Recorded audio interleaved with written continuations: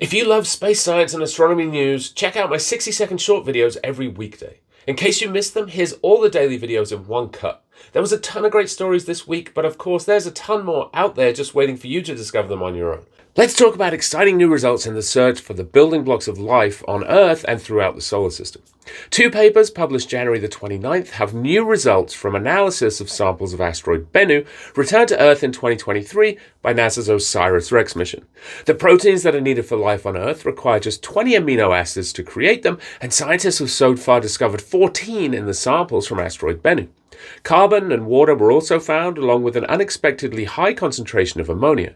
None of these findings are life itself, but they do suggest the conditions for life were all over the solar system at one point in time.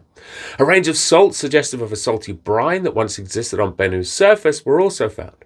I want to note that this is not the first time we found these building blocks in an asteroid, as Japan's Hayabusa 2 mission returned samples of asteroid Ryugu, and it showed many of the same amino acids and ammonia. It seems like the building blocks of life are all here, and one question for future study is why life doesn't seem to have evolved on these asteroids themselves. However, as vehicles for delivering those building blocks to Earth and other planets in the solar system, Bennu and asteroids like it are great candidates. An asteroid impact on the Moon created a huge crater and two Grand Canyon-sized features in just 10 minutes, according to new scientific research. Scientists have been using images from NASA's Lunar Reconnaissance Orbiter to scout out potential landing sites for astronauts at the lunar South Pole. In this image, you can see Schrödinger Basin. It's estimated the asteroid that created it 3.8 billion years ago was 25 kilometers across. That's about 4,950 standard giraffes for my Twitch viewers.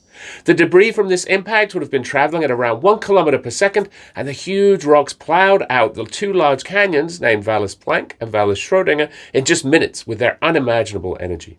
By comparison, the Grand Canyon on Earth, which is a little longer but less deep than the canyons on the Moon, has been carved out by water, and that's taken millions of years. The two canyons can be clearly seen in this image just above the Schrödinger impact basin.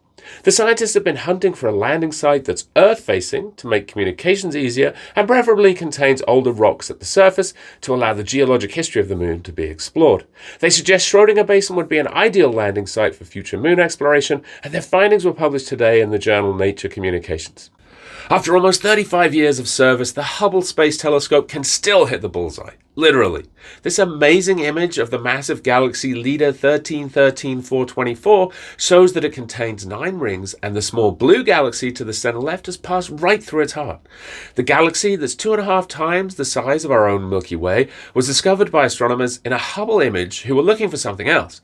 Seeing the unusual ring structure, they followed up with ground-based observations using the Keck Observatory in Hawaii and found a total of 9 rings in the galaxy, significantly more than the 3 rings observed in any other galaxy to date. They also showed that the small blue galaxy passed right through the main galaxy about 50 million years ago, leaving the ring structure in its wake like ripples in a pond. Seeing a ring structure like this is very unusual because over time the rings merge and disperse, so you have to catch them at a specific moment in order to see so many. Believe it or not, this behavior was predicted to happen, and we even have a model to describe what we thought the structure would be. These observations match incredibly well with that model. You can read more details in a paper published yesterday in the Astrophysical Journal Letters. Did you know the European Space Agency has yet to put a lander on the Moon? To fix that, ESA just awarded a contract for a lunar lander element to Thales Alenia Space. The $900 million contract to build the Argonaut lunar descent element will see the lander delivered in 2030 in time for the launch of the Argonaut mission in 2031. The lander will be able to handle a 2,000-kilogram payload that could include supplies like food, water, and air, rovers, and science instruments. ESA expects to deliver these landers regularly to the lunar surface, where they'll be able to survive for 5 years in the harsh environment and the long lunar nights. In addition to the lander, the Argonaut mission will have a cargo platform and a payload module that will be built under separate contracts. You can see how the 3 elements go together in this graphic from ESA. The first Argonaut lander will launch on board an Ariane 6 launch vehicle in 2031, and Thales Alenia Space says it will work with various other companies and partners in Europe to fulfill the contract. It's great to see more lunar missions on the horizon as we seek to explore and understand our Moon. Hypervelocity stars sound like something from science fiction, but they're real, and astronomers have just made a surprising discovery about where they come from. Typical stars in our galaxy move through space at a pedestrian 100 kilometers a second, but hypervelocity stars are sprinting moving around at 1,000 kilometers a second.